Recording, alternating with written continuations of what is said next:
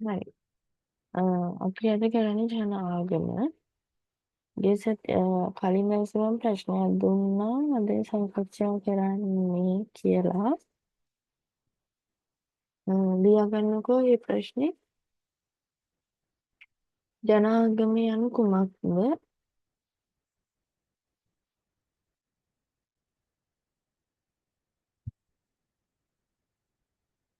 ඊට අයත් දෙවි දේවතා සංකල්පයෙහි ක්‍රියාත්මක වන ස්වરૂපය විග්‍රහ කරනවා. ඊට අයත් දෙවි දේවතා සංකල්පයෙහිදී ක්‍රියාත්මක වන ස්වરૂපය විග්‍රහ කරන්න. මේකට උත්තරේ ලියන ගමන් අපි සාකච්ඡා කරමු මොකද්ද මේකෙන් කියන්නේ කියලා. මුලින්ම ලියාගන්න ඡේදයක්.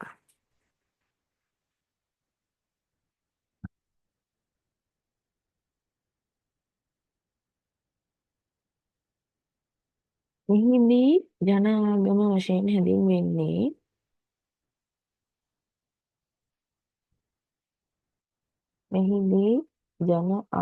වශයෙන් හැඳින්වෙන්නේ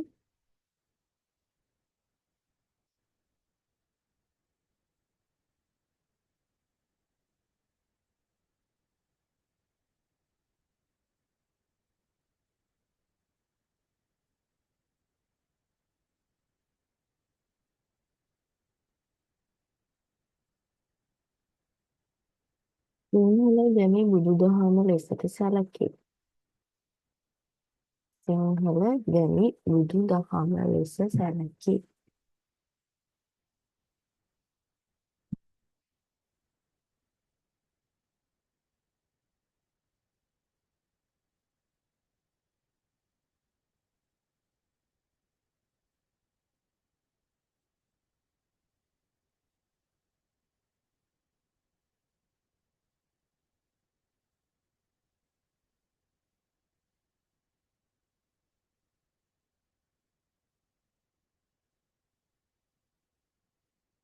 මහින්දාගමනයත් සමගම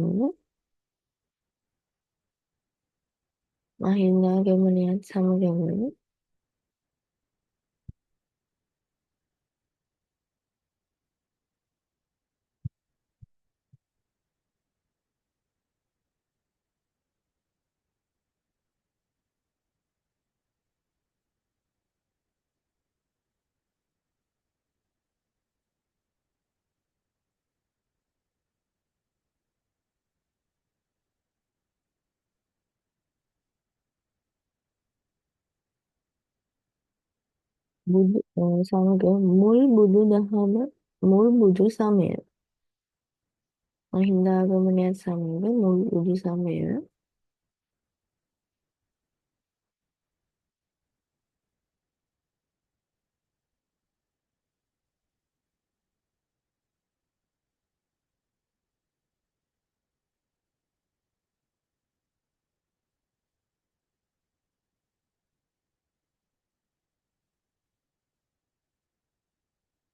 මේ රටට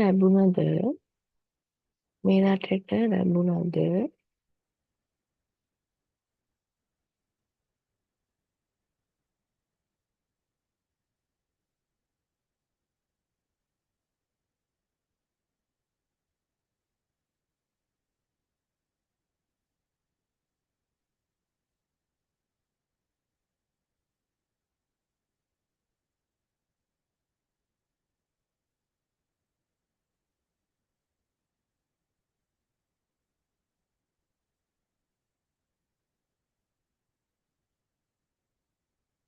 ඊට පෙර ප්‍රාග් බෞද්ධ යුගයේ පැවති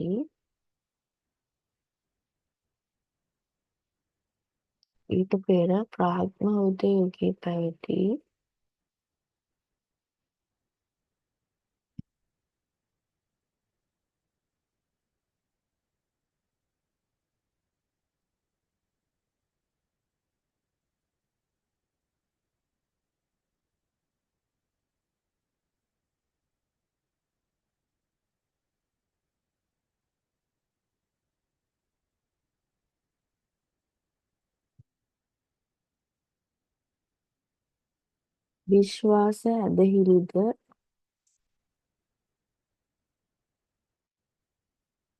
විශ්වාස ඇදහිලිද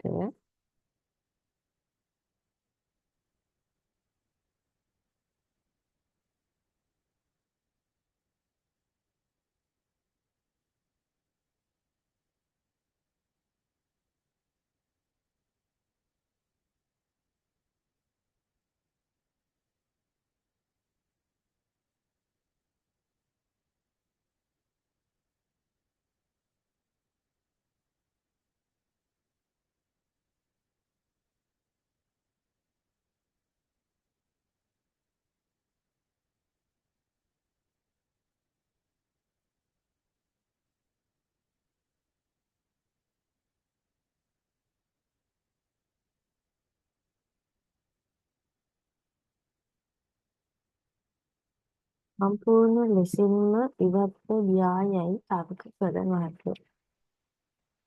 සම්පූර්ණ ලෙසින්ම ඉවත්ව ගියා යැයි තර්ක කළ නොහැක.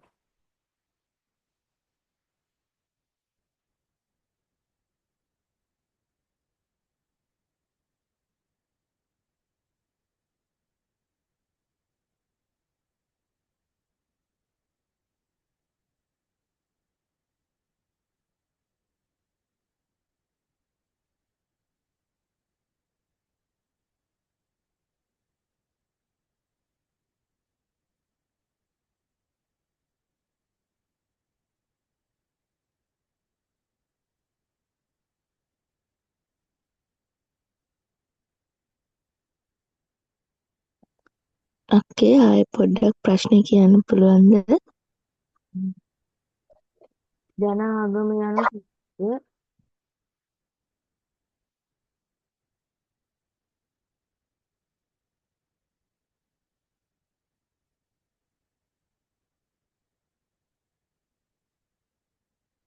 ඊට අයත් දෙවි දේවතා සංකල්පයෙහිදී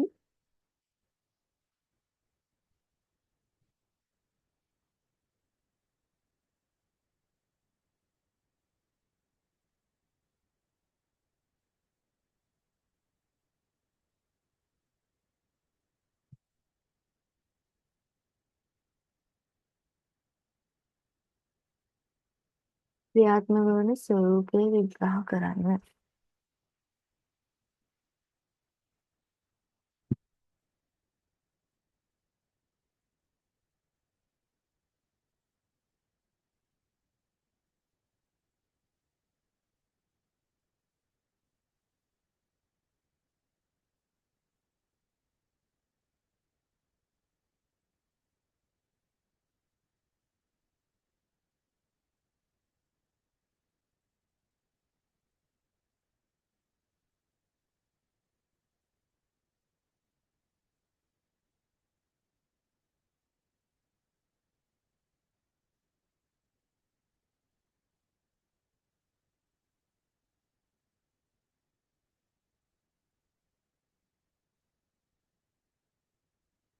යැත්ත කියා යැයි තර්ක කළ නොහැක.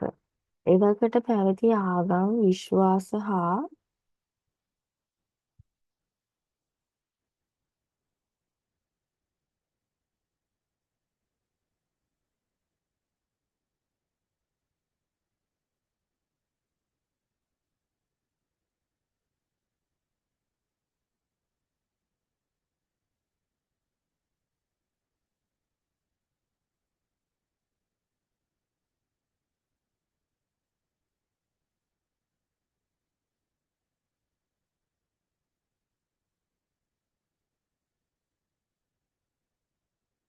යුද පූජා බුදු සමයට එකතු වී යැයි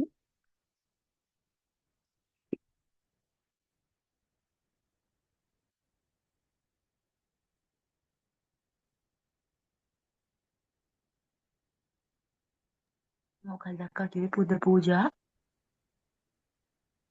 බුදු සමයට එකතු වී ඇතැයි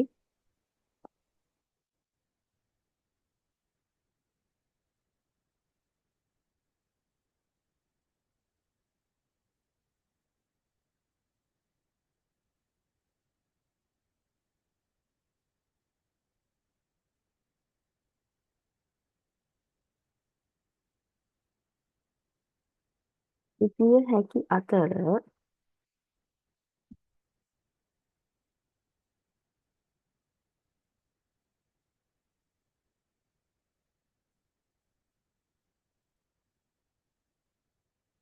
සිටිය හැකි අතර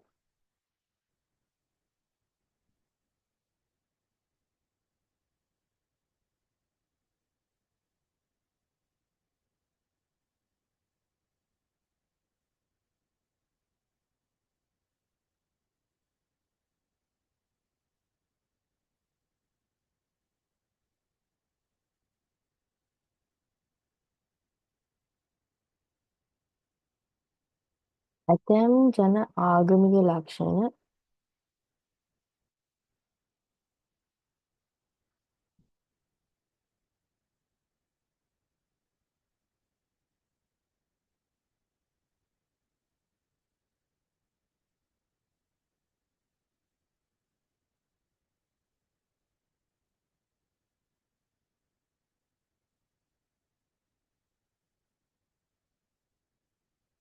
බුදුදහමෙන් තවදුරටත් ශක්තිමත් වී ඇතැයි බව පෙනේ.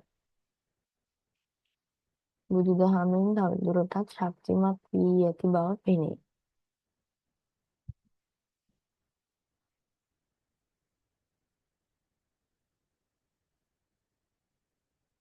උදාහරණ යක්ෂ, ප්‍රේත, දෙවි, දේවතා සංකල්ප. යක්ෂ, ප්‍රේත, දෙවි, දේවතා සංකල්පය. හරි. එතකොට මෙතනදී ජනාගම කියලා කියන්නේ සිංහල ගැමි බුදුදහම.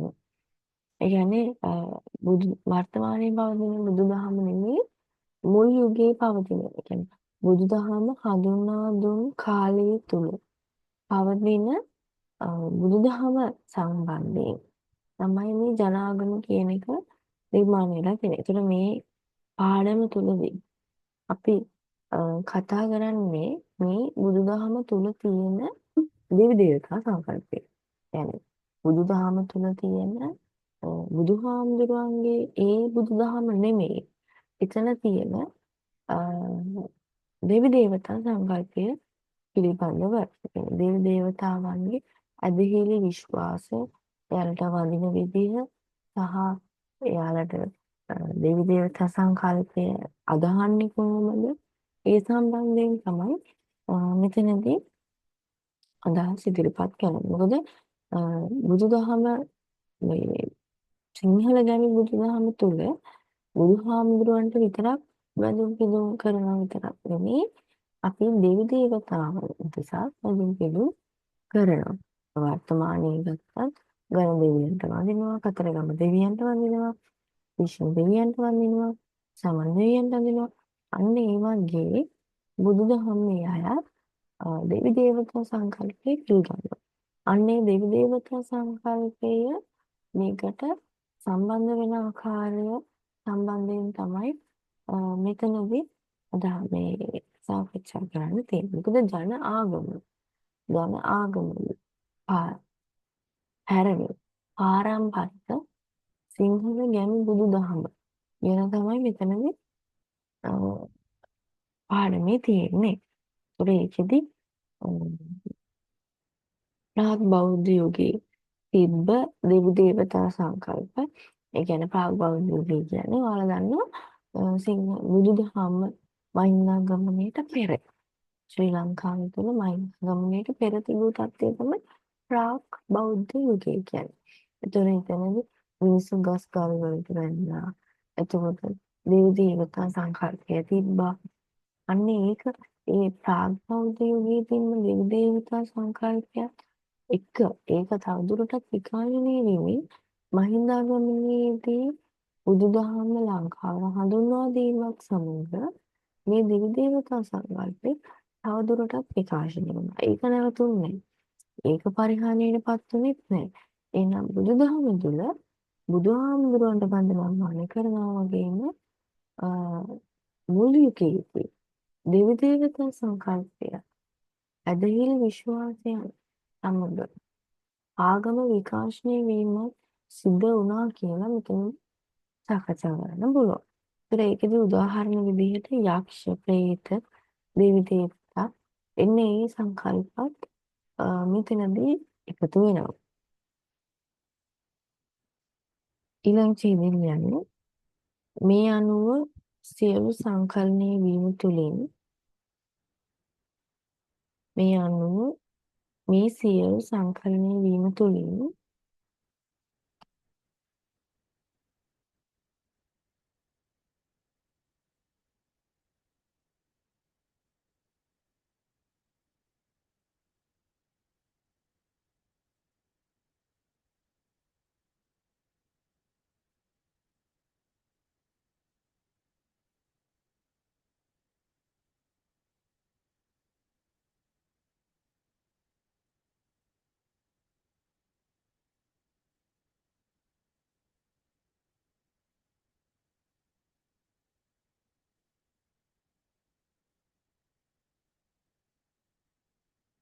ශ්‍රී ලංකාවට ආවේනික සංස්කෘතික ලක්ෂණ රාශියක්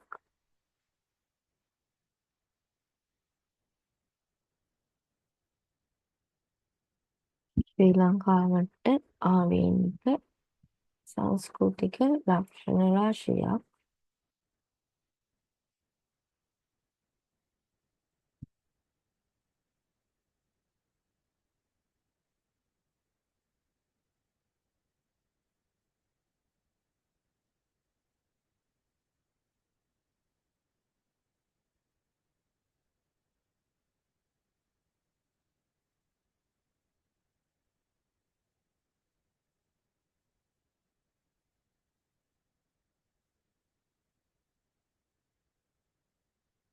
සහිතව ජන ආගම නිර්මාණය වේ.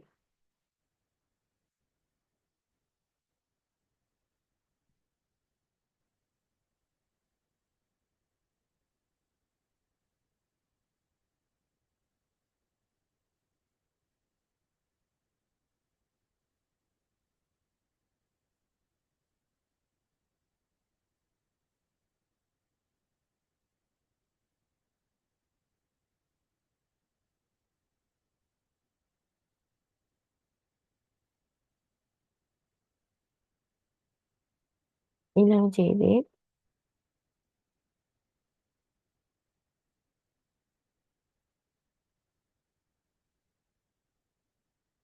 බුදුදහම තුළ දෙවි දේවතා සංකල්පය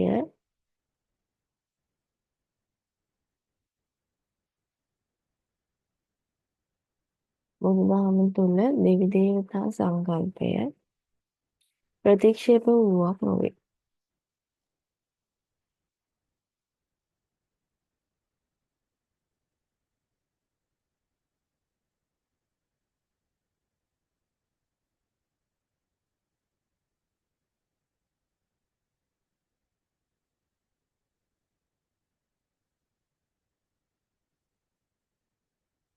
බෞද්ධ ඉගැන්වීම් බොහෝමයකම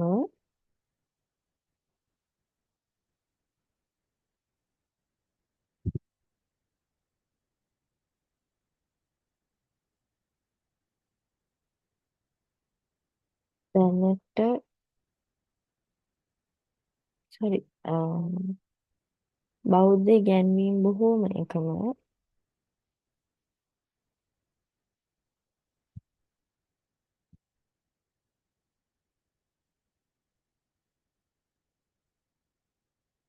දෙවි දේවතා සංකල්පය මතු කොට ඇත.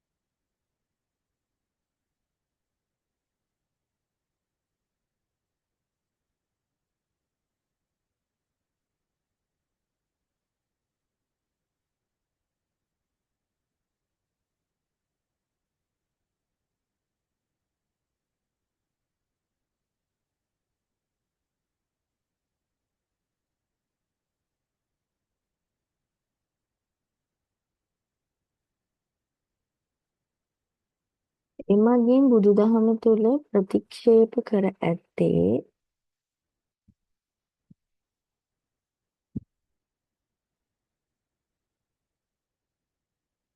එමගින් බුදුදහම තුළ ප්‍රතික්ෂේප කර ඇත්තේ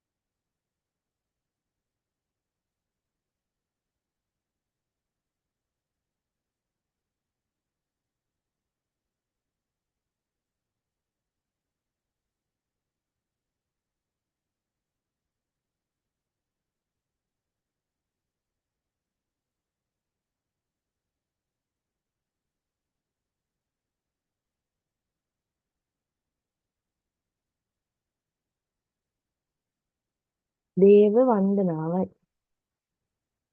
දේව වන්දනාවයි.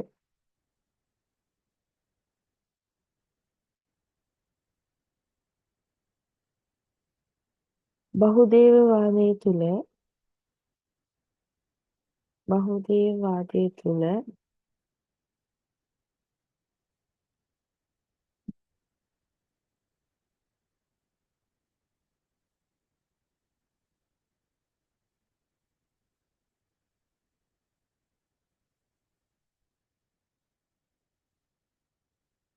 දේව වන්දනාවට මුල් තැන දී.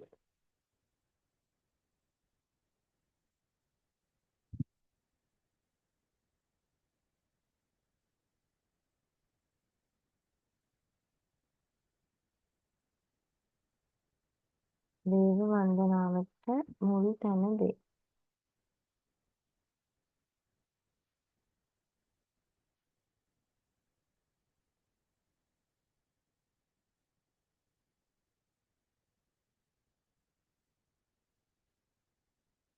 හින්දු ආගම තුළ බහුදේවවාදයට ප්‍රධාන තැනක් හිමිවේ. හින්දු ආගම තුළ බහුදේවවාදයට ප්‍රධාන තැනක් හිමිවේ.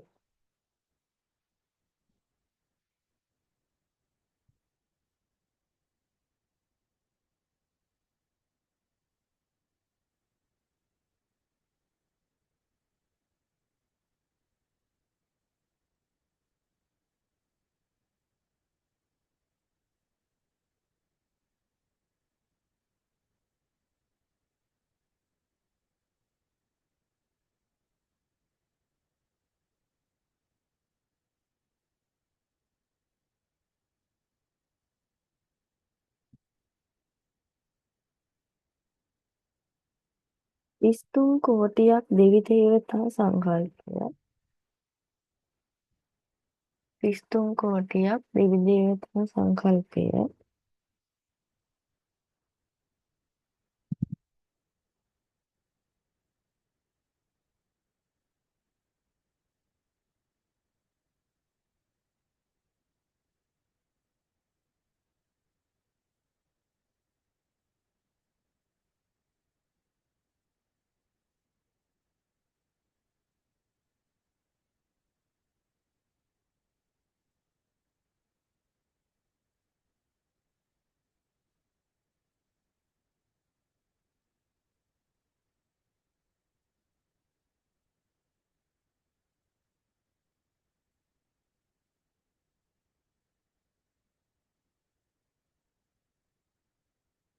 හින්දු විශ්වාස ඇදහිය. හින්දු විශ්වාස ඇදහිලිය.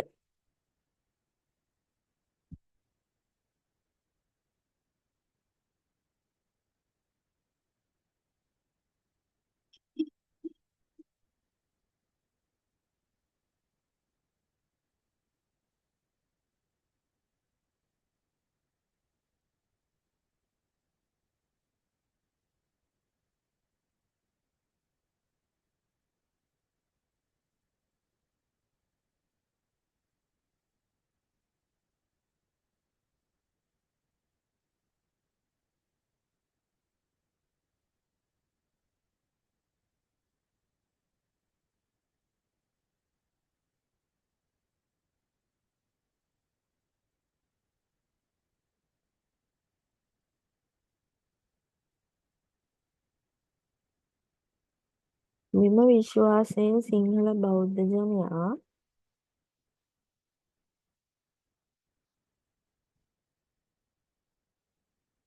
මෙම විශ්වාසයෙන් සිංහල බෞද්ධ ජනයා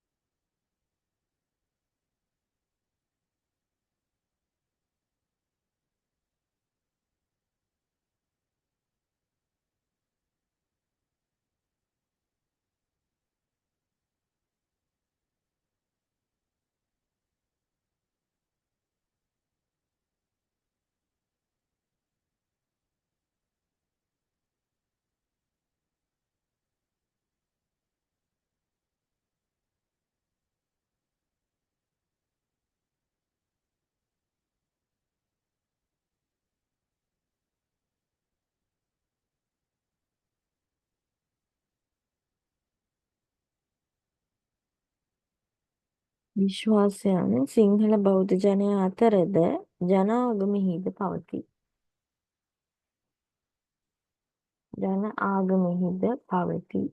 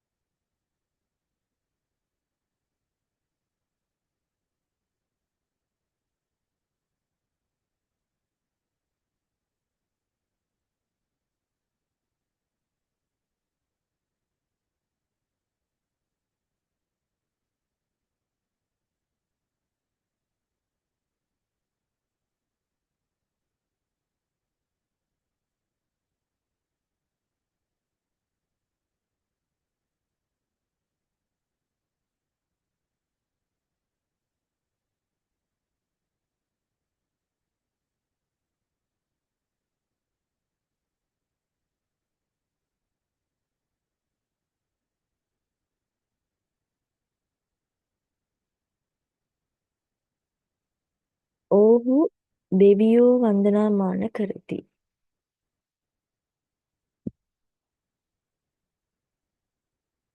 ඔවුහු දෙවියෝ වන්දනාමාන කරති.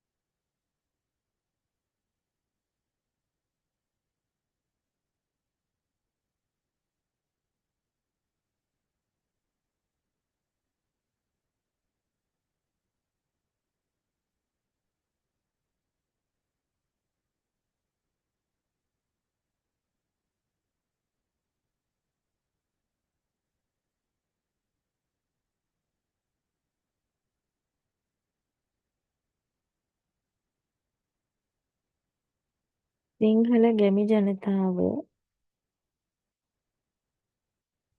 සිංහල ගැමි ජනතාව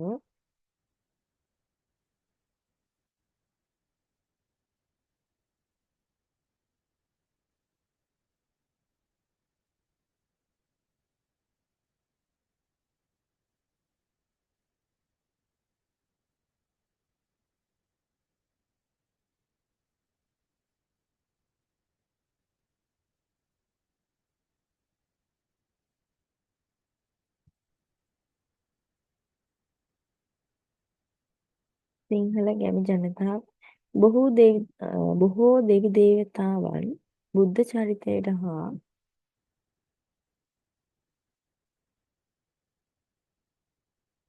බොහෝ දෙවි දේවතාවන් බුද්ධ චරිතයට හා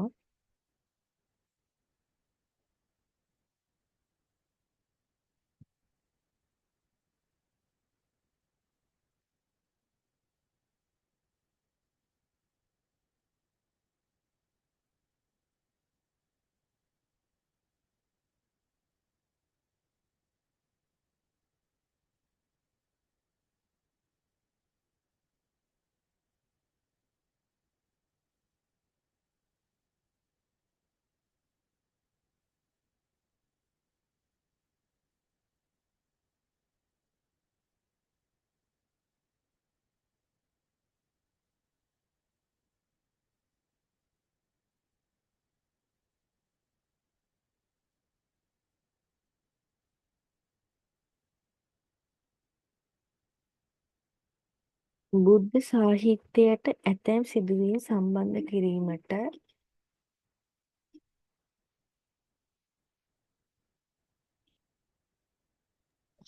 බුද්ධ චරිතයට හා කිරණය දක්වන හැක්වේ. බුද්ධ චරිතයට හා බුද්ධ සාහිත්‍යයට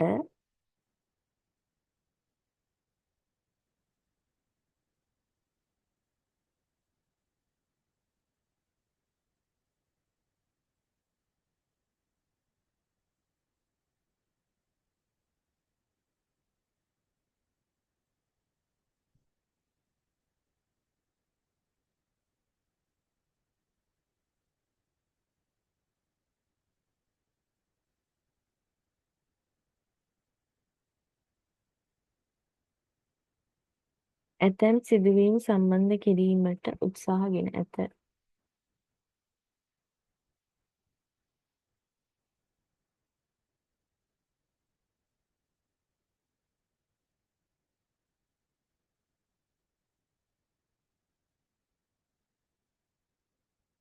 ඇතැම් සිදුවීම් සම්බන්ධ කිරීමට උත්සාහ ගෙන ඇත.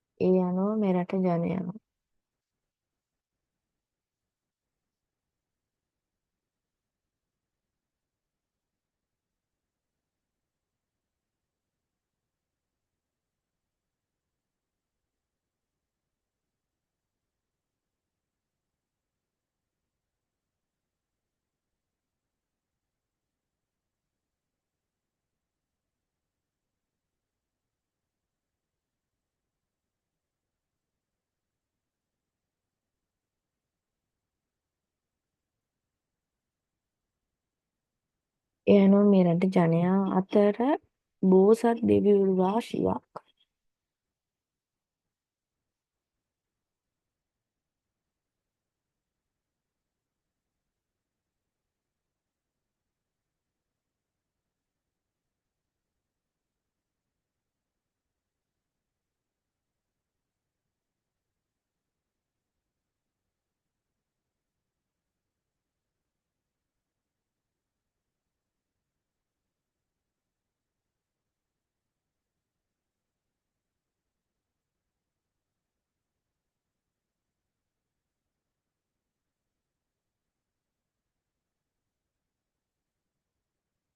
ජනයා අතර බෝසත් දෙවිවරු රාශියක් වන්දනාවට පාත්‍ර විය.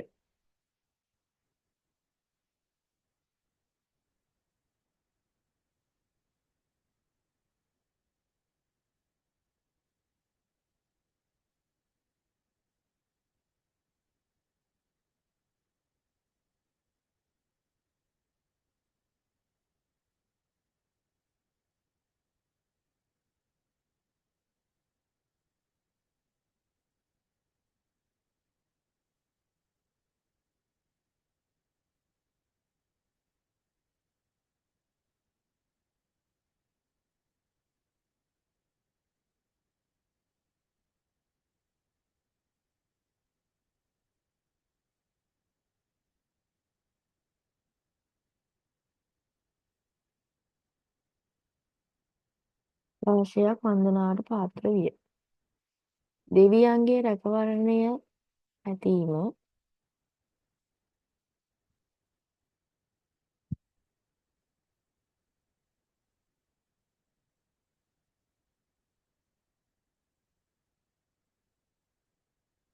දෙවියන්ගේ රැකවරණය පැතීම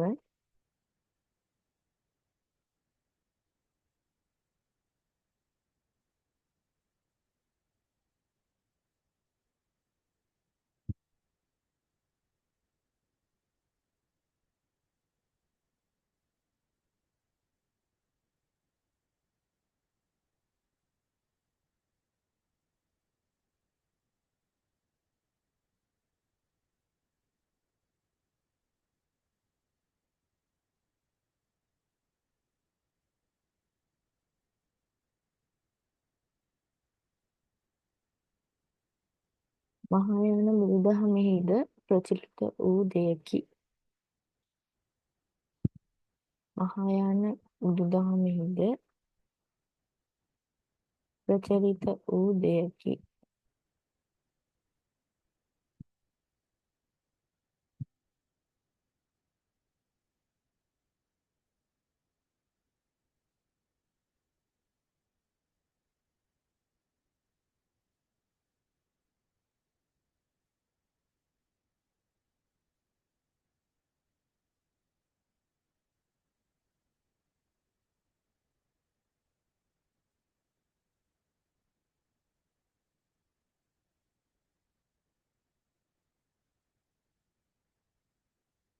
ඒ අනුව සිංහල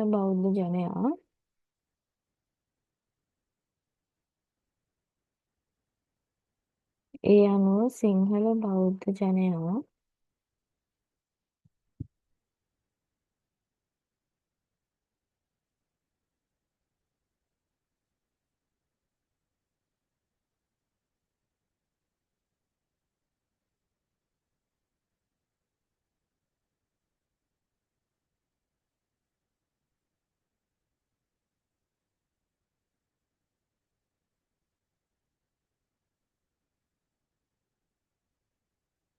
දෙවි දේවතාවන් වන්දනාමාන කරන අතර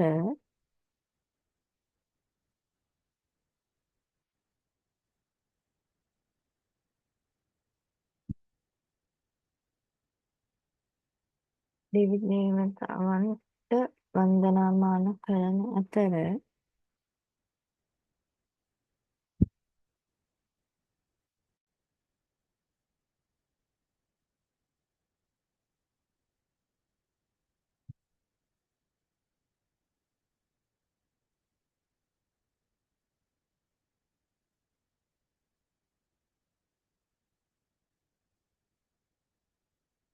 ඔවුන් උදෙසා පින් දීමද සිදු කරනු ලබයි. ඔවුන් උදෙසා පින් දීමද සිදු කරනු ලබයි.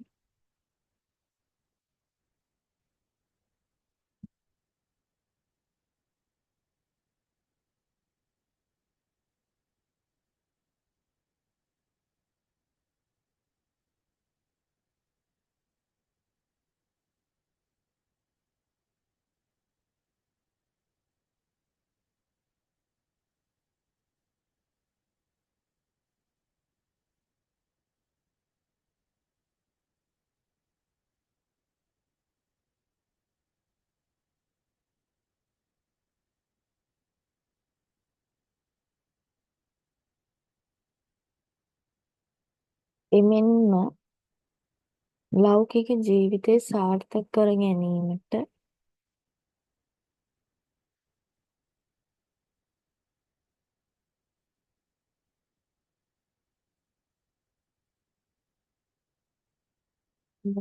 ලෞකික ජීවිතය සාර්ථක කර ගැනීමට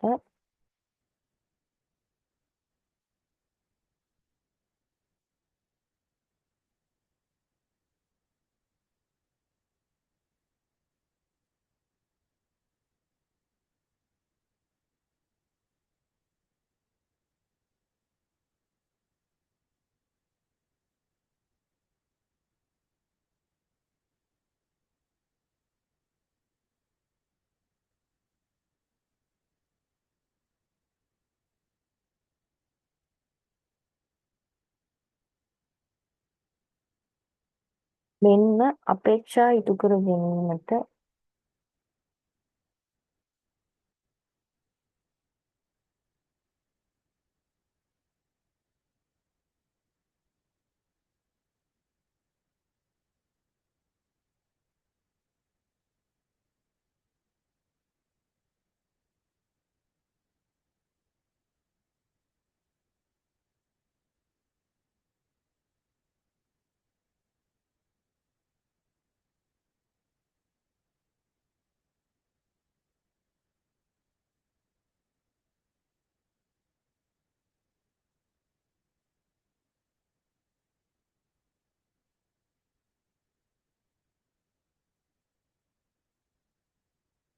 දෙවියන්ට කන්නලව් කිරීමද කරනු ලැබේ.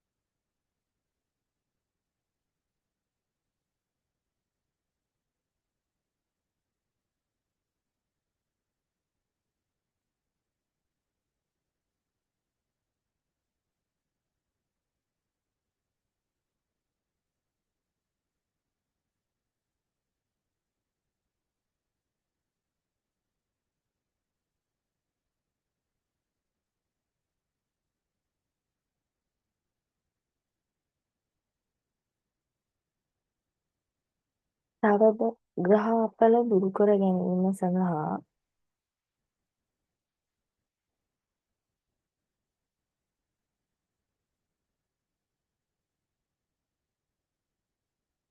තවද ග්‍රහ අපල දුරු කර ගැනීම සඳහාද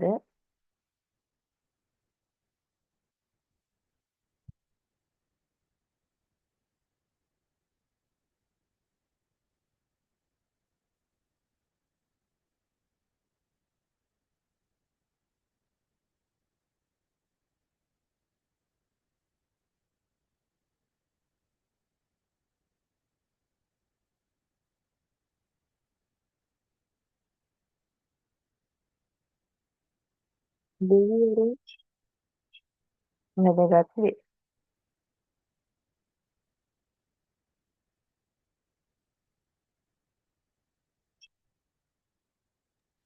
මොකක්ද අපි කිව්වේ? ඒක හරියට අහන්නේ. එමෙන්ම ලෞකික ජීවිතය සාර්ථක කර ගැනීමට මෙන්ම අපේක්ෂා ඉටු කර ගැනීමට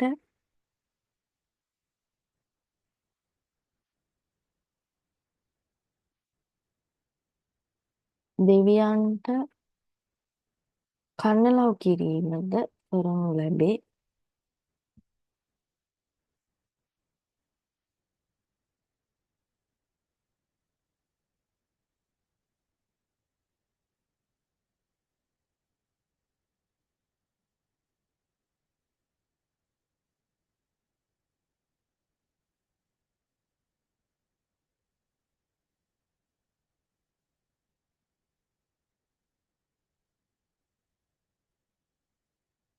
තවද ග්‍රහ අපල දුරු කර ගැනීම සඳහාද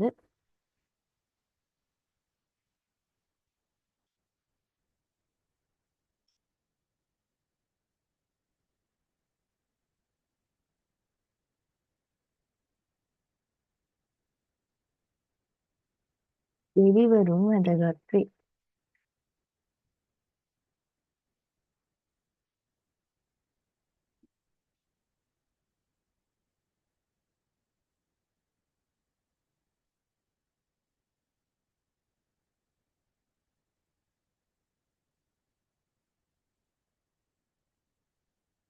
දේවත්වයට පාත්‍ර වූ දෙවියන් හා දේවත්වයට පාත්‍ර වූ දෙවියන් හා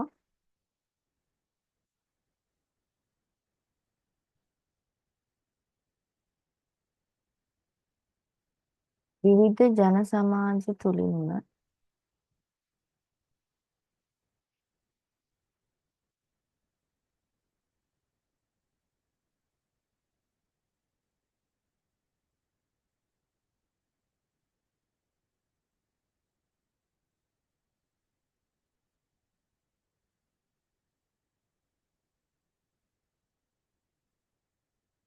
පත් වූ අය විවිධ ගම්වල පත් වූ අය විවිධ ගම්වල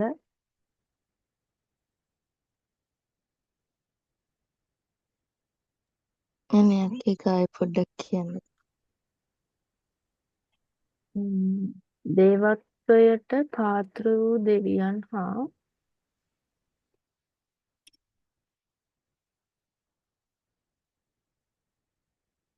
දේවත්වයට පාත්‍ර වූ දෙවියන් හා විවිධ ජන සමාජ තුළින්ම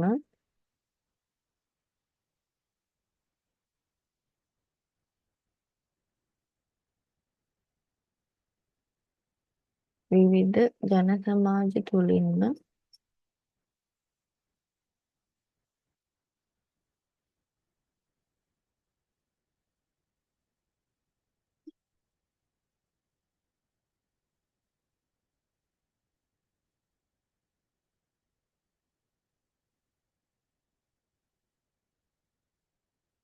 පත් වූ අය විවිධ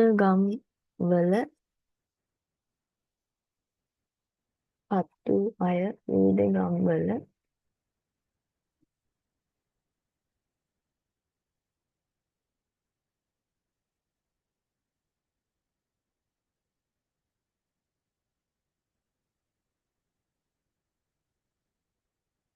ප්‍රාදේශීය වශයෙන් සලකනු ලබන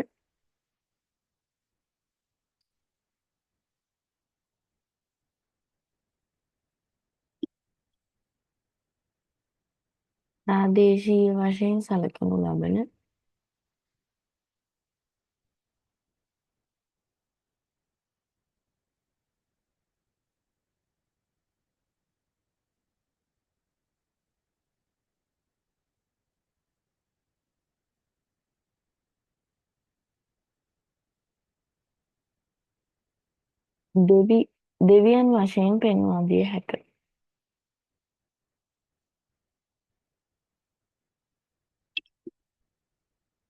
හරි, එතකොට මේ ටික ගත්තහම බුදුදහම තුළ දේවතා සංකල්පය ප්‍රතික්ෂේප වූවක් කියලා අපිට කියන්න බෑ.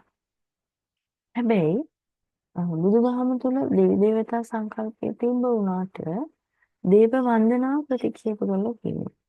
කියන්නේ දෙවියන්ට වැඳීම, වන්දනාමාන කිරීම ප්‍රතික්ෂේප කරලා තියෙනවා බුදුදහම තුළ.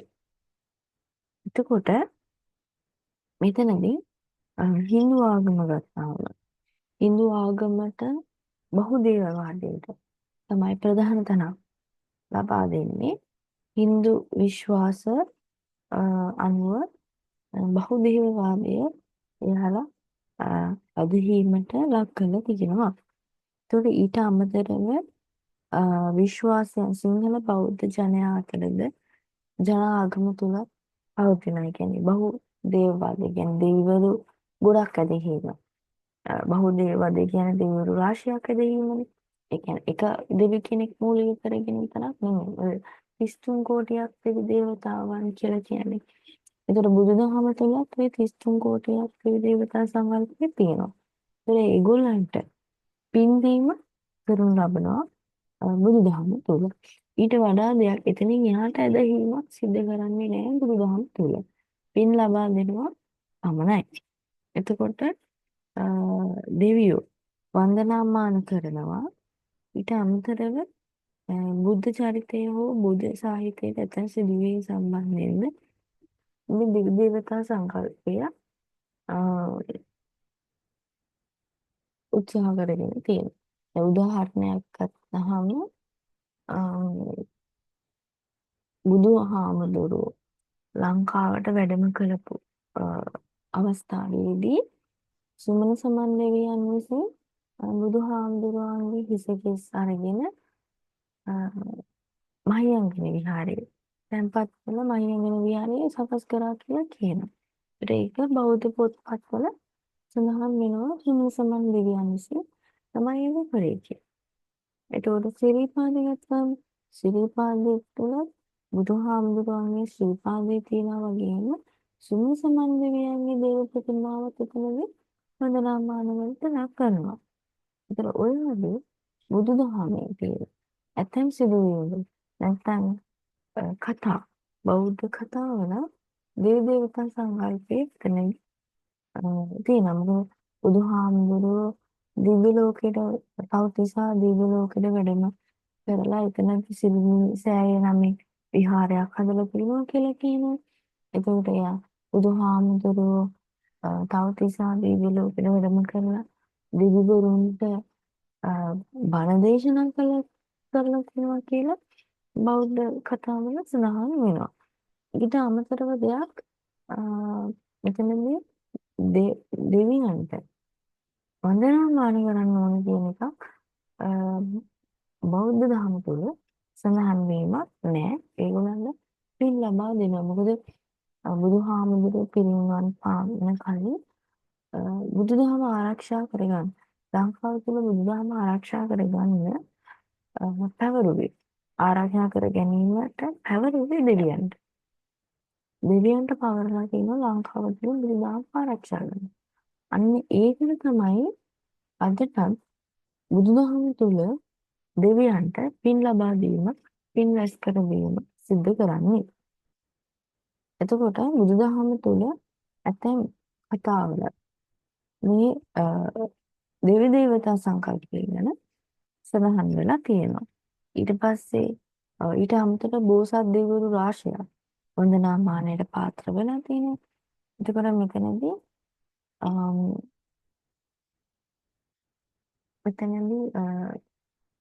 බුදුදහම තුළ බෞද්ධ ජනයා දෙවියන්ට වන්දනාමාන කරනවා වෙනුවට ඔවුන්ට පින් ලබා දීමක් තමයි සිදු කරන්නේ. එතනදී ජනතාවගේ ලෞකික ජීවිතය සාර්ථක කර ගැනීමට, අපේක්ෂා ඉටු කර ගැනීමට, දෙවියන්ට කන්නලම් කිරීම වගේ දේවල් මෙතනද සිද්ධ කරනවා. ඊට අමතරව යහපත දුරු කර ගැනීම සඳහා දෙවියන් වැදගත් වෙනවා. ඊට පස්සේ විරාගමන ඡේදයක් ජන ආගම තුල ලාංකීය පුද පූජා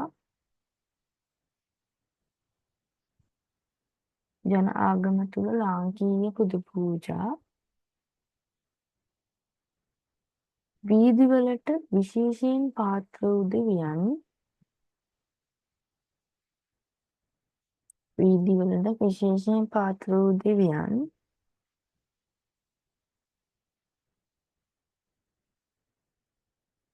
දෙවි දේවතාවන් 5 දෙනෙකු සිටී. දෙවි දේවතාවන් 5 දෙනෙකු සිටී. ඒ කියන්නේ එක ප්‍රදේශවලට මුල් වෙච්ච දෙවි දේවතාවන් ඉන්නවා. ඒ කියන්නේ ඒ ප්‍රදේශය ගත්තාම මේ දෙවියන් තමයි මිනිස්සු අදහන්නේ. වන්දනාමාන. උදාහරණයක් ගත්තා. කතරගමට ආවේ නිකයි කතරගම දෙවියෝ. කතරගම තුල කතරගම දෙවියන්ට තමයි වැදුම් පිදුම් කරන්නේ. ඒතර ශ්‍රීපාදේ ගත්තාම සුම්න සමන් දෙවියන්ට. ශ්‍රීපාදේ ප්‍රදේශයේ සුම්න සමන් දෙවියන්ට තමයි වන්දනාමාන කරන්නේ. ඒතර නවගම ගත්තාම අත්තිනි දේවමයි. නවගම. එතකොට මෝදර ගත්තම කාලිමෑණියෝ. ඔය වගේ එක ප්‍රදේශවල වලට එක දෙවිවරු වන්දනාමාන කිරීමක් දැක ගන්න පුළුවන්.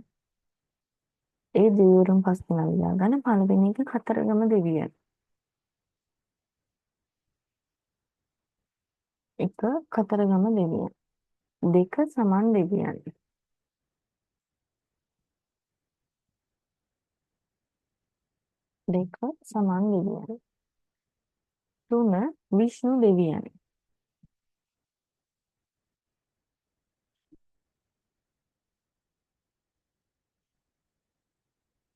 තුන විෂ්ණු දෙවියන්.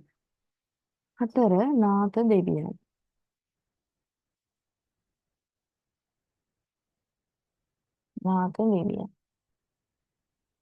පහ පත්තිනි දෙවියන්.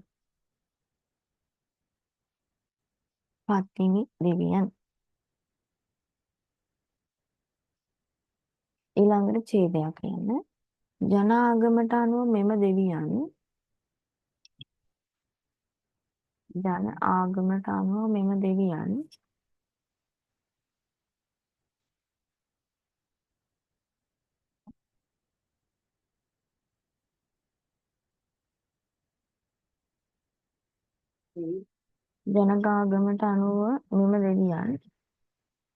ඒ පළාත්වලට අධිපති වන්නාය.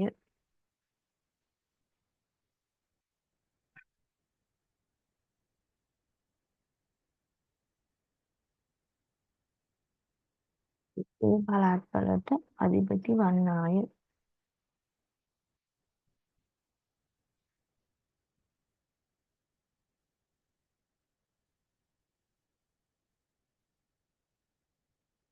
ඒවා හඳුන්වන්නේ අඩවි වශයෙනි. අඩවි වශයෙනි.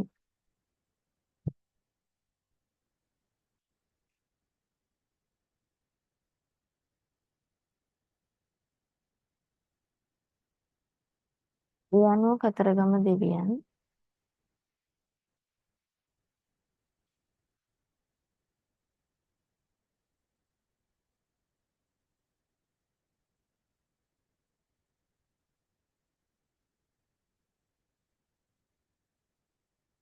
කතරගම ප්‍රධාන රුහුණටත් ඒ අනුව කතරගම ප්‍රධාන රුහුණටත්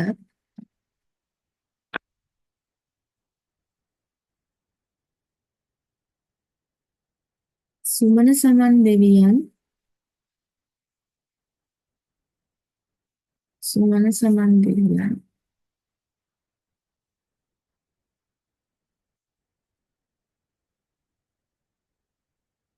ශ්‍රීපාද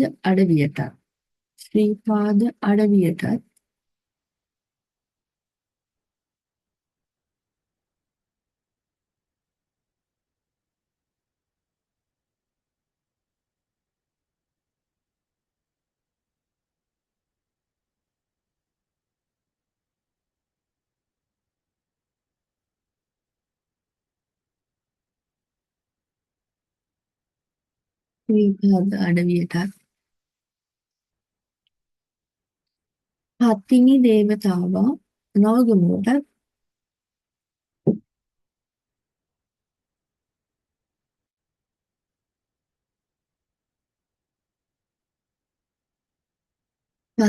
දේවතාවා නවගමුවට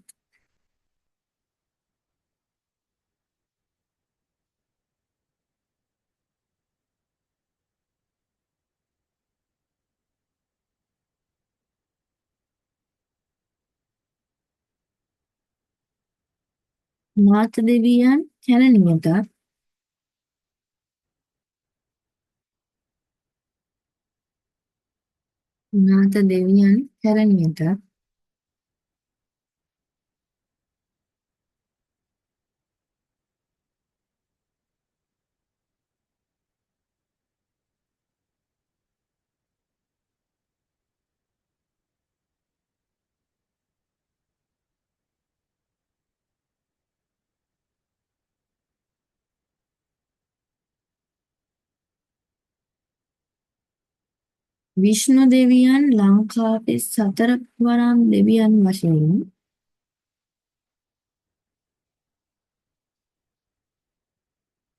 විෂ්ණු දෙවියන් ලංකාවේ සතර වරම් දෙවියන් වශයෙන් ගොඩම බුදුහාමුදුරුවෝ බුද්ධ ධර්ම ආරක්ෂා කරන් විෂ්ණු දෙවියන්ට තමයි පවර්ලා තියනවා කියලා කියන්නේ. එයා තමයි සතරවරම් දෙවියන් සතර දිශාවෙන් ආරක්ෂා කරන්නේ විෂ්ණු දෙවියන් ලංකාවේ. එයාට එක තැනක් නෑ. එයාට හැමතැනම රජුම් කිඳුම් කරන්න.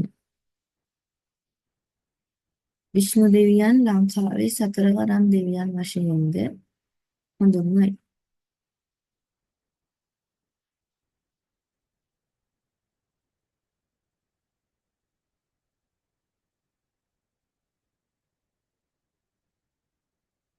ලංකාවේ කන්ද උඩරට හා පහතරට ප්‍රදේශවල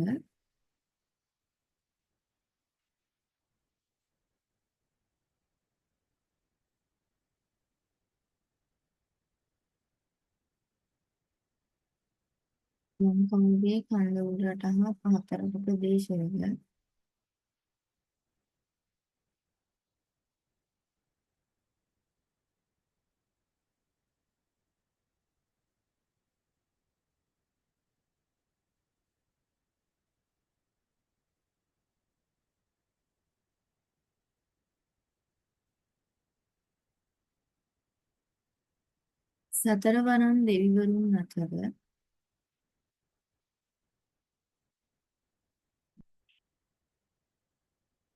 සතරවරම් දෙවිවරුන් අතර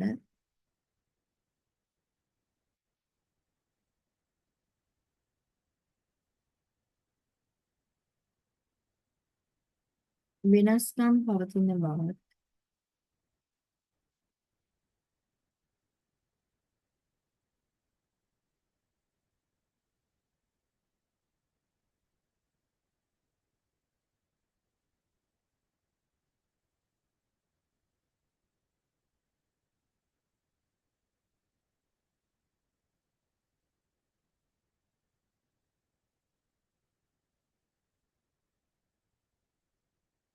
විද්වතුන් පවසති.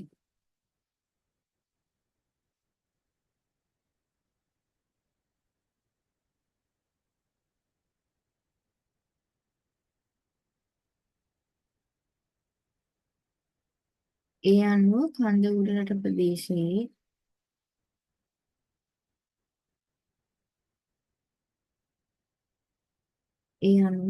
උඩරට ප්‍රදේශයේ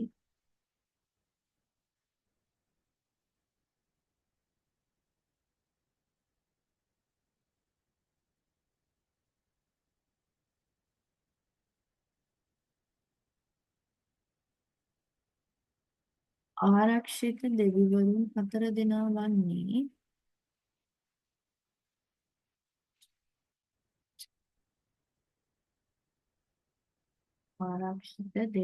4 දෙනා වන්නේ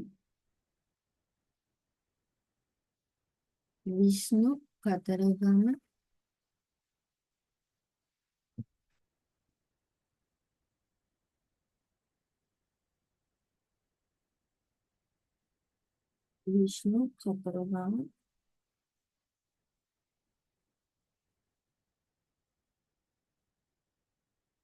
නාත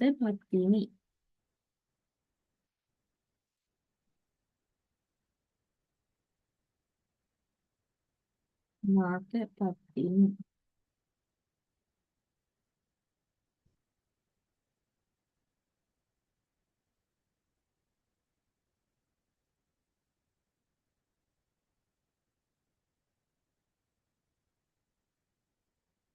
යටින් යන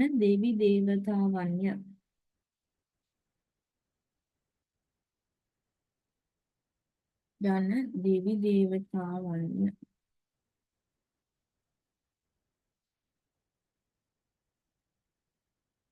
පහතරට ප්‍රදේශයටත්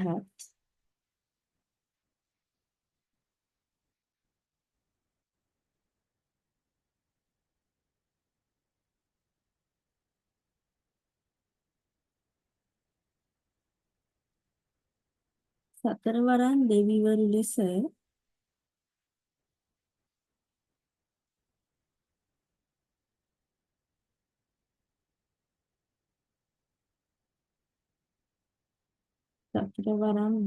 ලෙස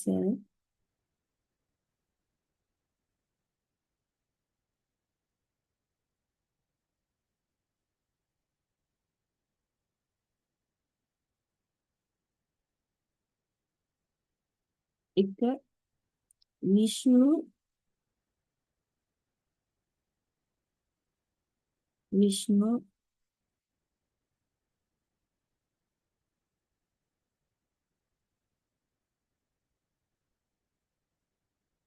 විභීෂණ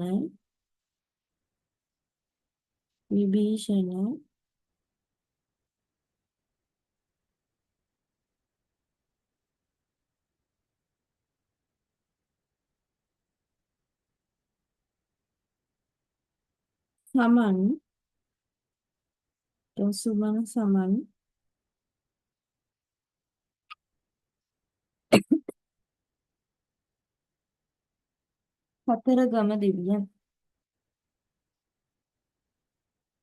කතරගම දෙවියන්.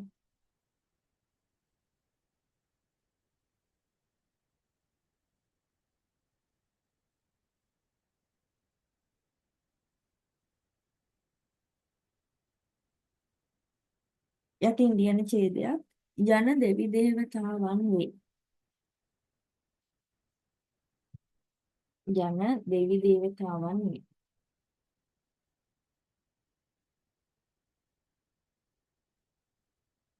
එහෙත් දෙවි දේවතාවන් බුදුදහම තුල ප්‍රතික්ෂේප වූවක් නොවේ. මේ අනුව දෙවි දේවතාවන් බුදුදහම තුල ප්‍රතික්ෂේප වූවක් නොවේ.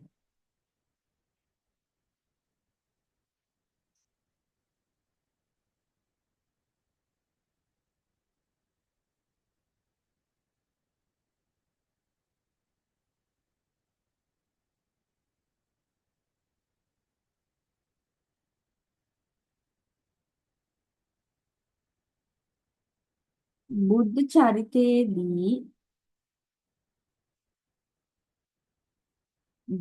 චරිතයේදී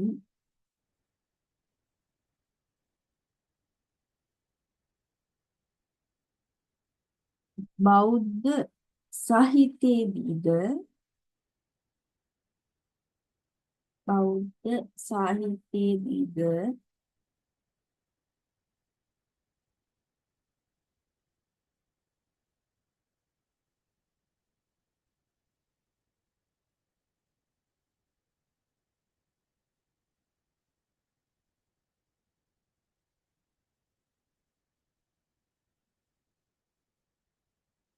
යක්ෂ ප්‍රේත සංකල්පයද විද්‍යාමාන වී තිබේ.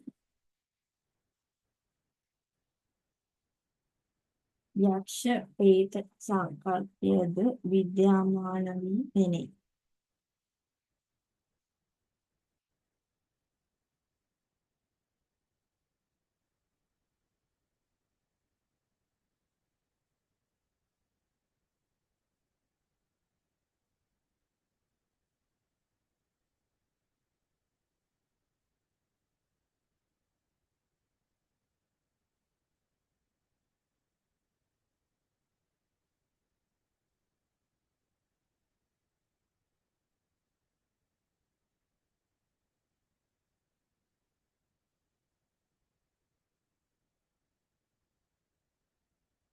බුද්ධ චරිතයේ ඇති රතන සූත්‍රය සඳහා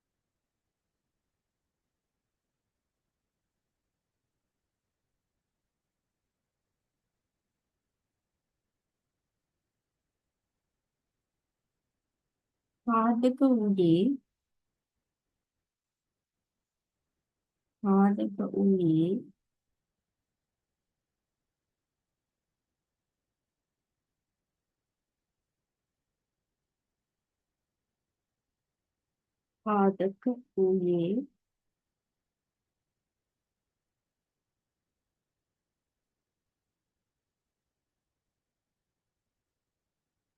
අමනුෂ්‍ය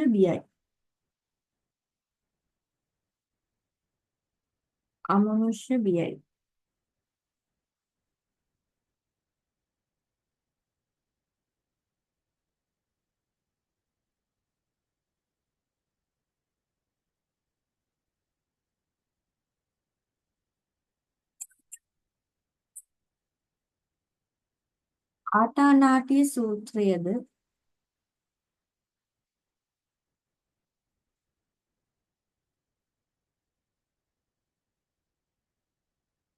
ආටානාටිය සූත්‍රයද යක්ෂයන් ගැන සඳහන් වේ. يعني යක්ෂයන් එලවන්න සූත්‍ර තියෙනවා කියන්නේ යක්ෂයෝ ඉන්නවා කියලා, ප්‍රේතයෝ ඉන්නවා කියලා බුදුදහම තුළ විශ්වාස කරන නිසා. නේ? නැත්නම් ඉතින් සූත්‍ර තියෙන්නේ යක්ෂයෝ එලවන්නේ. ප්‍රේතයෝ එලවන්න කියලා පිරිත් දේශනා කරන්නේ නේ. දැන් බුදුදහම තුල විශ්වාස කරනවා මේ අදෘශ්‍යමාන බලවේග තියෙනවා කියලා.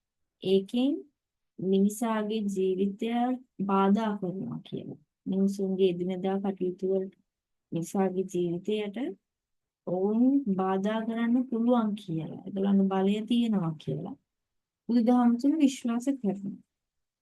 ඒක නිසා ඔවුන්ගේ අදුෂ්මාන බලවේගයන්ගෙන් මිනිස්සු ආරක්ෂා කර ගැනීමට බුදුදහම තුළ සූත්‍ර දේශනා කරලා තියෙනවා. පිරිත් සජ්ජායනා කරලා තියෙනවා. ඒක නිසා බුදුදහම තුළ විශ්වාස කරනවා මේ යක්ෂ ප්‍රේත සංකල්පය තියනවා කියලා. ඒක නැති කරලා දාන්න තමයි බුදුදහම තුළ කටයුතු කරන්නේ. ආටානාටි සූත්‍රයේද යක්ෂයන් ගැන සඳහන් වේ. බෞද්ධ පොතපතෙහි හුදෙක්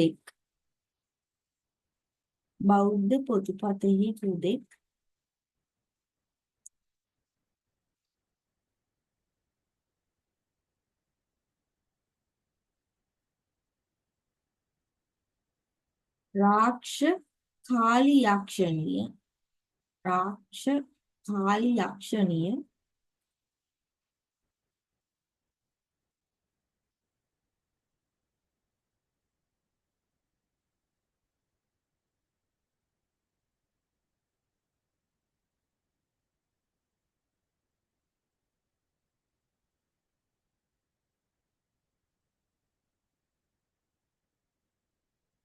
ආලවක යක්ෂයා ගැන සඳහන් වේ.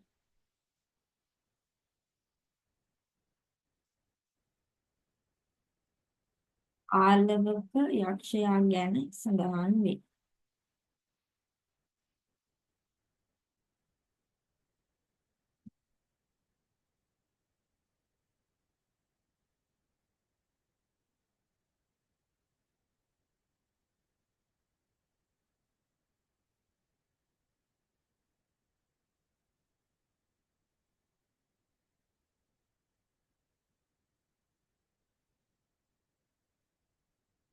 දස බිම්බර මාර සේනාවන් අතර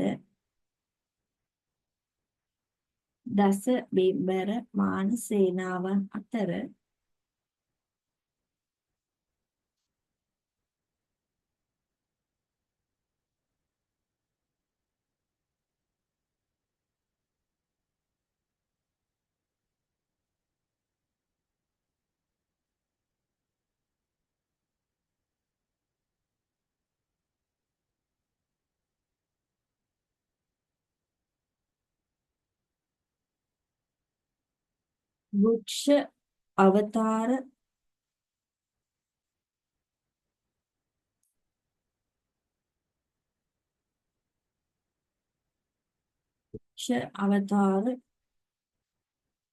ගැනද කියවින.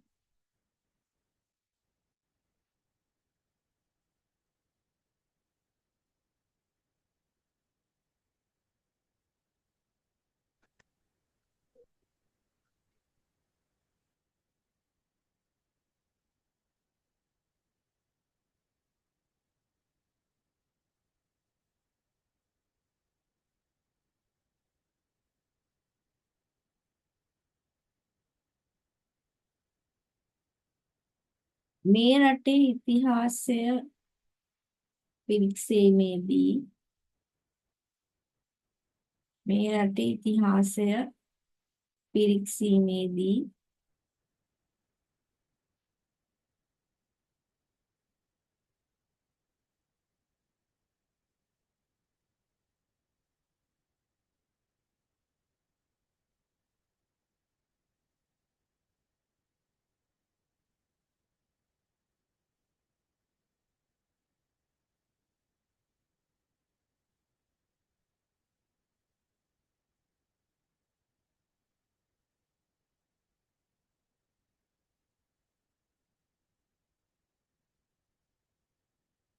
යක්ෂ රාක්ෂස සංකල්පය බෙහෙවින් ඉස්මතු වන යක්ෂ රාක්ෂ සංකල්පය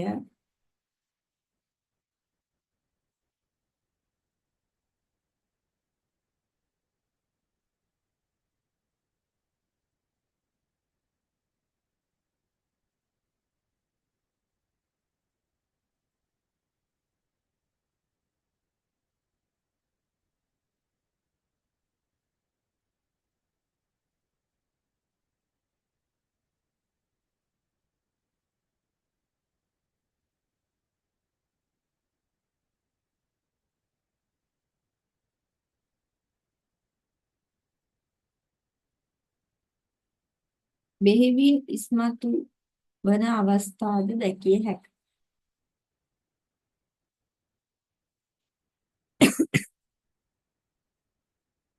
බෙහෙවින් ඉස්මතු වන අවස්ථාද දැකිය හැක.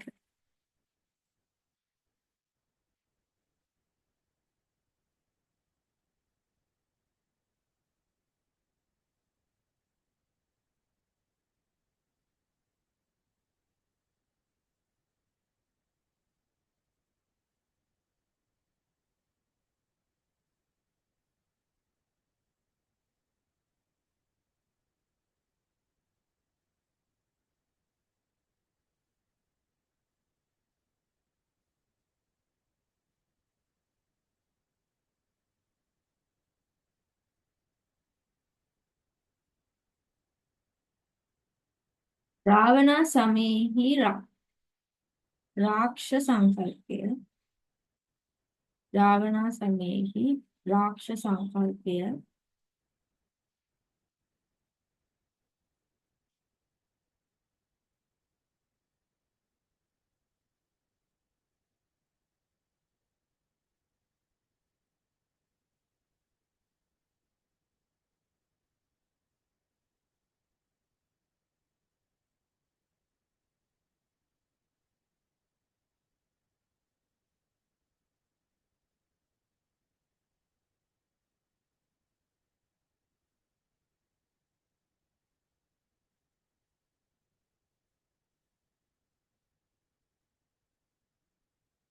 රාවණ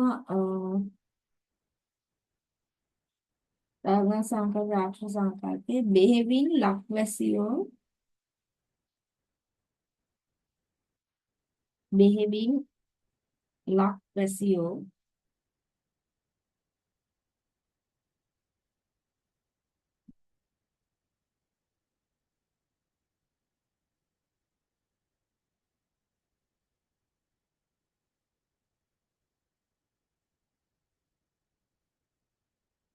රාක්ෂ නම් ක්ෂේත්‍රයට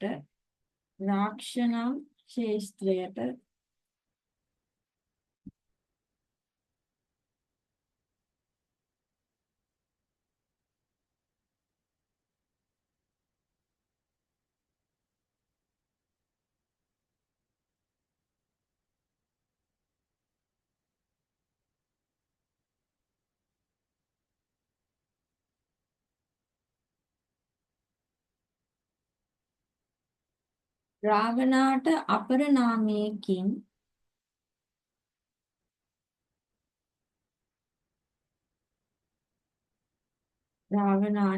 අපර නාමයකින් ඒ කියන්නේ වෙනත් නාමයකින් හඳුන්වන තවත් නාමයකින් අපර නාමයකින් ගෙවල යකා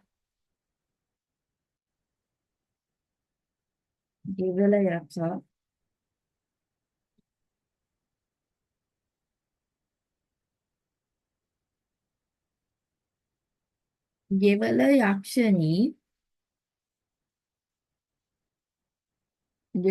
යක්ෂණී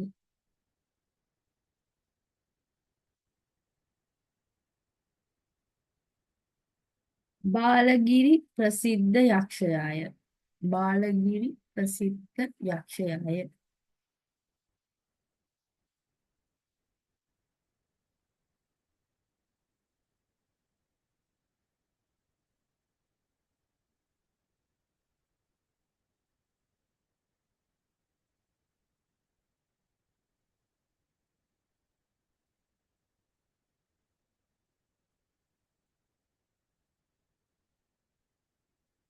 කළු කුමාරයා යනු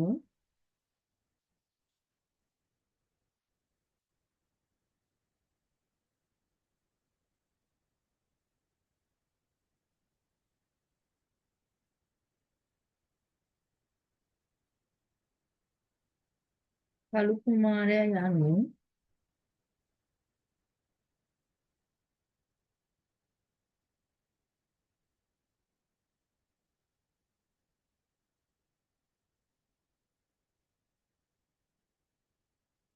කළු යකා යනු කළු කුමාරයා යනු කළු යකා යනු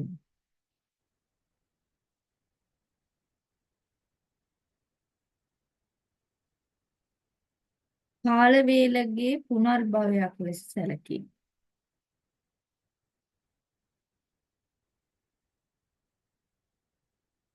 කාල වේලගේ පුනර්භවයක් ලෙස සැලකේ.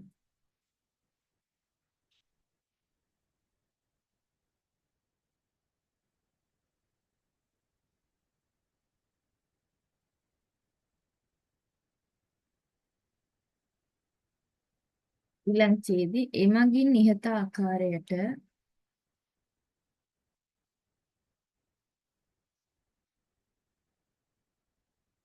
එමගින් ඉහත ආකාරයට ජනාගම යනු කුමක්දයි හඳුන්වා ඇති අතර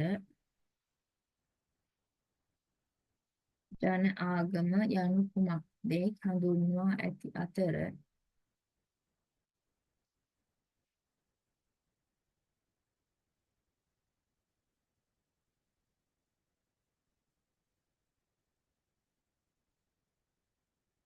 ඊට අයත් දෙවි දේවතා සංකල්පය ක්‍රියාත්මක වූ ආකාරය ඊට අයත් දෙවි දේවතා සංකල්පය ක්‍රියාත්මක වූ ආකාරය මෙලෙසට පෙන්වා දිය හැකිය.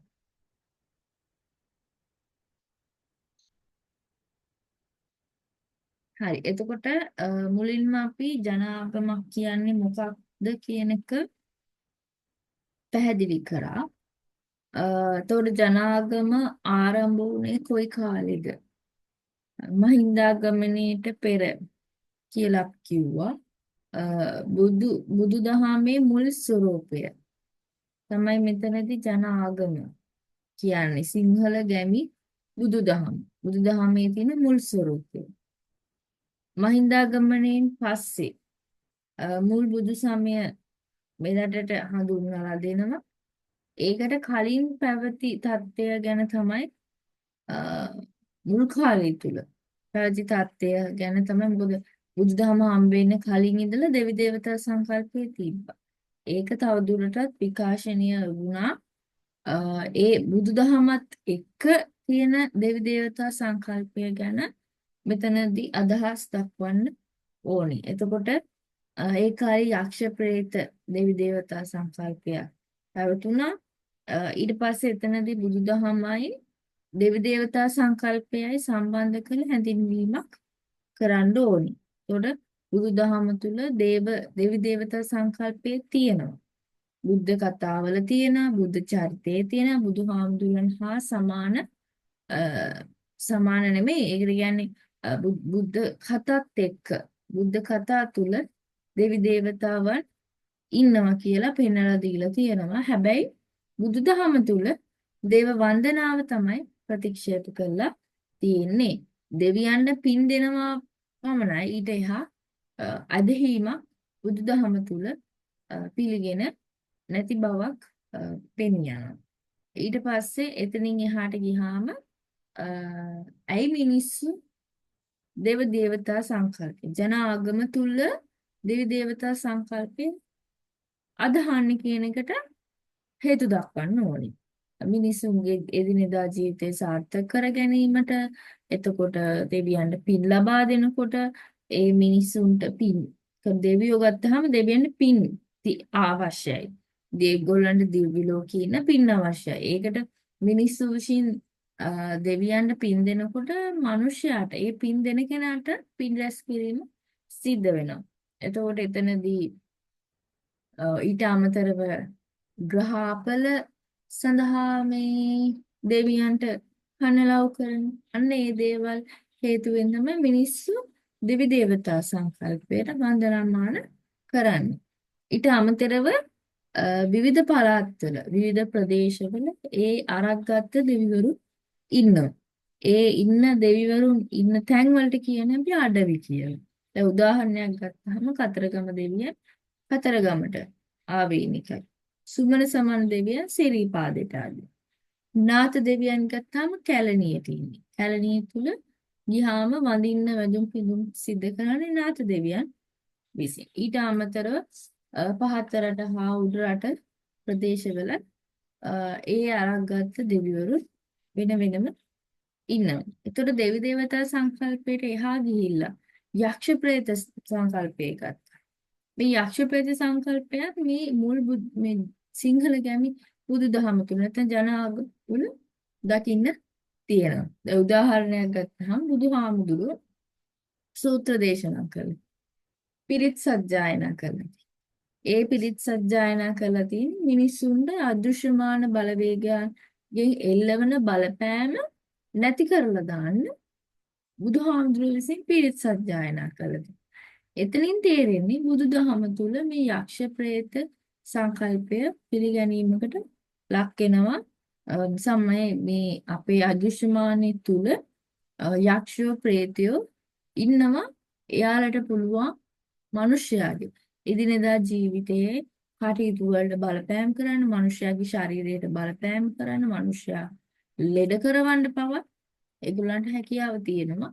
ඒ දේවල් නැති කරලා දාන්න, ඒ දේවල් බලපෑම් කිරීම නැති කරලා දාන්න තමයි මේ බුදුදහම තුල පිරිත් සජ්ජායනා සූත්‍ර සජ්ජායනා කරලා තියෙන්නේ. උදාහරණයක් ගත්තම ආටානාටිය, රතන සූත්‍රය. ඒ වගේ ඒ දේවල් තියෙන්නේ යක්ෂ ප්‍රේත වලින් මිනිස්යා ආරක්ෂා කරගන්න, නිවෙස් ආරක්ෂා කරගන්න තමයි ඒ සූත්‍ර දේශනා කරලා තියෙන්නේ. ඒතර ওই විදිහට ගත්තාම ජන ආගම තුල මේ දෙවි දේවතා සංකල්පය පිළිගැනීමකට ලක් වෙලා තියෙනවා කියලා හඳුන්වන්න පුළුවන්. ඒතර ওই විදිහට තමයි මේ ප්‍රශ්නෙට උත්තරේ ලියන්න තියෙන්නේ. ඊළඟට අපි කතා කරන්නේ ඊළඟ දවසේ සත්ව ශ්‍රතිය හා වෘක්ෂ ශ්‍රතිය කියන පාඩම. ඒක ඔයගොල්ලන්ට කරලා තියෙනව නේද සර්? ඒ පාඩම.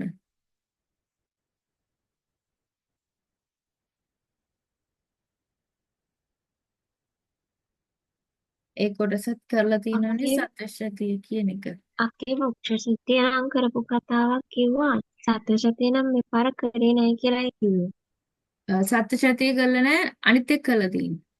ඔව් වෘක්ෂ කරලා තියෙනවා. හරි. එහෙම වුණොත් අපි ඒක ගැන ඊළඟ දවසේ කතා කරමු වෘක්ෂ ශ්‍රතිය. ඒකේ ප්‍රශ්න ලියා ගන්නකෝ. ගස්වැල් පැලෑටි පළතුරු ගස්වැල් පැලෑටි පළතුරු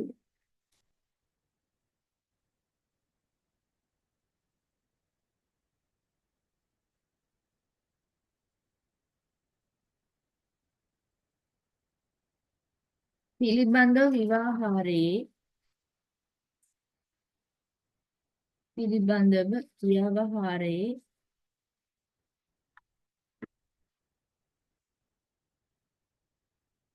පවත්නා විවිධාකාර වූ වෘක්ෂ සැති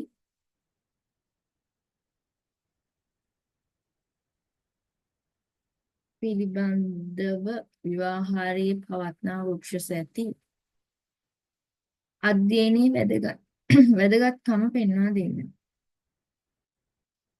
මේ කරලා තියෙන ඒවා අනිවාර්ය විභාගෙට එනවා. ඒව ඔක්කොම එනවා. ඒ කියන්නේ එකම උත්තරේ ලියන්න තියෙන්නේ. ප්‍රශ්නේ පොඩ්ඩක් වෙනස් කරලා අහයි. ඒ ප්‍රශ්නේ වෙනස් කරලා ඇහුවට ප්‍රශ්නේ කොතනක හරි තියෙනවා නම් පාඩමේ නම. දැන් උදාහරණයක් ගත්තාම වෘක්ෂ සැතිය කියන එක ගත්තාම මේ ප්‍රශ්නේ තියෙනවානේ විවාහාරයේ පවත්නා විවිධාකාර වෘක්ෂ සැති අධ්‍යයනයේ වැදගත්කම පෙන්වලා දෙන්නේ කියලා. එතකොට මේ මේ කියන ටිකම තමයි ලියන්න තියෙන්නේ. දැන් ඔයගොල්ලන්ට ලේසි පාඩම් විදිහට අපි මුලින්ම කරා මේ සද්ද මේ ජන sannivedanaya. ජන sannivedanaya පාඩම් කරන්න පුළුවන්. ඊට අමතරව තව ගියාම ජන ආගම බලා ගන්න පුළුවන්. මේ වෘක්ෂ සතිය බලා ගන්න පුළුවන්. ඔය වගේ කොටස් කිහිපයක්. කොටස් 6ක් බලාගත්තා නම් ප්‍රමාණවත් වෙනවා. ඒතර ඒ 6ේ 5යි උත්තර ලියන්න තියෙන්නේ. ඒතර 5ක් විතර ඒ 6 හොඳටම බලා ගන්න. ඒ පාඩම හොඳටම බලා ගන්න ඕනේ. එතකොට ඒ පාඩම් 6 හොඳටම බලාගත්තොත් එතනින් පාඩම් 5කට උත්තර ලියා ගන්න ප්‍රමාණවත් වෙනවා. මේ කරන ඒවා අනිවාර්යෙන් පේපර් එකේ තියෙනවා. පාඩම් 10ක් ගත්තොත් ඒ එක පාඩමකින් එක ප්‍රශ්න ගානේ දාලා තියෙනවා. පාඩම් 10ක් ගත්තොත් අනිවාර්යෙන් එක ප්‍රශ්න ගානේ දාලා තියෙනවා. මේ සබ්ජෙක්ට් එක විතරක් නෙමෙයි මානව විද්‍යාවේ පළවෙනි 2001 කොටසටත් එහෙම කරනවා. විසිරෙන වාදය ගත්තාම පරිණාම වාදය ගත්තාම එතකොට එතනින් එහාට ගියාම මේ මම පාඩම් ටික හරියට මතක නැහැ මොනවද කියලා මේ කෘත්‍යවාදය ගත්තා එතන පාඩම් 5ක් තියෙනවනේ ඒ පාඩම් 5ෙන්ම අනිවාර්යෙන් ප්‍රශ්න ගානේ තියෙනවා. ඒක නිසා ඒ පාඩම් 5 අනිවාර්යෙන් බලා ගන්න ඕනේ.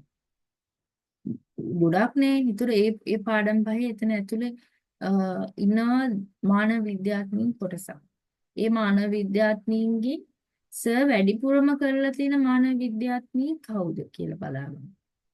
වැඩිපුරම විස්තර කරලා තියෙන මානව විද්‍යාඥී කවුද? අන්න ඒගොල්ලෝ ගැන තමයි ප්‍රශ්න අහන්නේ. එයා මැලිනොස්කි ගැන වැඩිපුරම කරලා තියෙනවා නම් මැලිනොස්කි ගැන තමයි අහන්නේ. එයා එස්.එච්. මෝගන් ගැන කරලා තියෙනවා නම් ගොඩක් වැඩිපුර කියලා දීලා තියෙනවා නම් වැඩිපුර නෝට්ස් එහෙම දීලා තියෙනවා නම් අන්න එයා ගැන තමයි අහන්නේ. ඊට අඩු අය ගැන හිම අහන්නේ නෑ. ඒගොල්ලෝ ප්‍රසිද්ධ අය මානව විද්‍යාවේ මෝගන් මැලිනොස්කි එතකොට මට මතක නෑ ඉන්න තුරු කට්ටිය කවුද කියලා. අන්න ඒ කට්ටිය ගැන තමයි බලාගන්න තියෙන. තුරු විසිරෙන වාදයේ නැත්තම් ඇමරිකානු විසිරෙන වාදයේ තුල අර 3 දෙනෙක් ඉන්නවා. ඒ 3 දෙනාගෙන් වැඩිපුරම කරලා තියෙන දෙන්නෙක් ගැන 3 දෙනෙක් ගැන ඒ කියන්නේ පොදුවේ ඇමරිකානු විසිරෙන වාදයේ විස්තර කරන්න ආවොත් අර 3 දෙනා ගැනම ඕගොල්ලෝ විස්තර කරලා ලියන්න ඕනේ. ඒක වෙනම දෙයක්. ඒ 3 දෙනා ගැන විස්තර කරන්න බලනොත් අඩුම ගානේ දෙන්නෙක් හරි විස්තර කරගන්න උත්සාහ කරන්න. ඒක ඔයගොල්ලෝ පාඩම් කරලා තියෙන ඒ 3 දෙනාගෙන් දෙන්නෙක් නම් ඒ දෙන්න ගැන විස්තර කරලා ලියන්න ඒක ප්‍රශ්නයක් නෑ. ඒතර අර 3 දෙනෙක් 20න් 20ම හම්බ වෙන්නේ 3 දෙනා ගැනම ලිව්වොත් වගේම 20න් 15ක් 16ක් ගන්න පුළුවන්. අර ඉන්න 3 දෙනාගෙන් දෙන්නෙක් ලියලා. ඒ දෙන්න ගැන හොඳටම උත්තර ලිව්වොත් 20න් 15කට වගේ ප්‍රමාණයකට ලකුණු ගන්න පුළුවන්. ඒ වගේ මේ අර ප්‍රසිද්ධ කට්ටියක් ඉන්නවා. ඒ කට්ටිය ගැන බලා ගන්න 2001 කොටසේදී මේකෙදී අනිවාර්යෙන් ජන sannivedanaya කියන්නේ මම කරපු ප්‍රශ්නවලට ඒ උත්තර ටික හැමෝම පාඩම් කරන්න. ආයි නෝට්ස් බලන්න යන්න ඕනේ මේ ලියන උත්තර ටික හැමෝම පාඩම් කරන්න.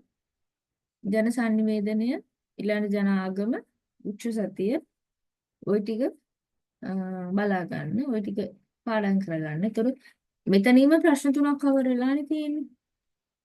මේ කරපු පාඩම් තුනෙන්ම උච්ච සතියක් තාම කරේ නැහැ. ඒකට කරනවා.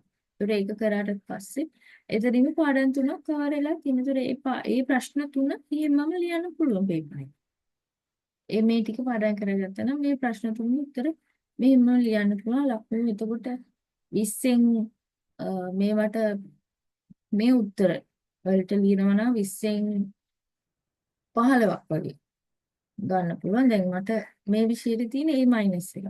ඒතර A- එකක් කියන්නේ 75ට වඩා වැඩිනේ. ඔව් 85 කියන්නේ A+ නේ. 65ට වඩා වැඩි. 65ට වඩා වැඩිනේ. ඒ කියන්නේ එක ප්‍රශ්නයකට ලකුණු 20න් 13ක් 14ක් වගේ සෙට් වෙලා තියෙනවා. මේ උත්තරම ලියපු හින්දා තමයි ඒ ටික ඒ ලකුණු හම්බ වෙලා තියෙනවා. ඒ නිසා මේ තියෙන ටික එහෙමම ලියන්න. ආයි නෝට්ස් බලන්න ඕනෙ වෙන්නේ නැහැ.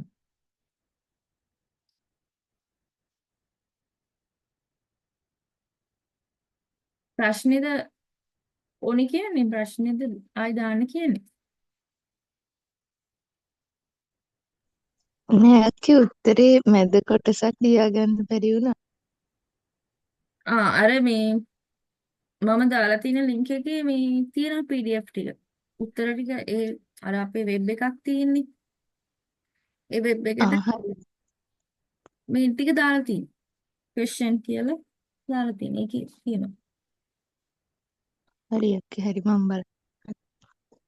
හරි අපි එහෙනම් ඊළඟ දවසේ වෘක්ෂ සතිය කරමු.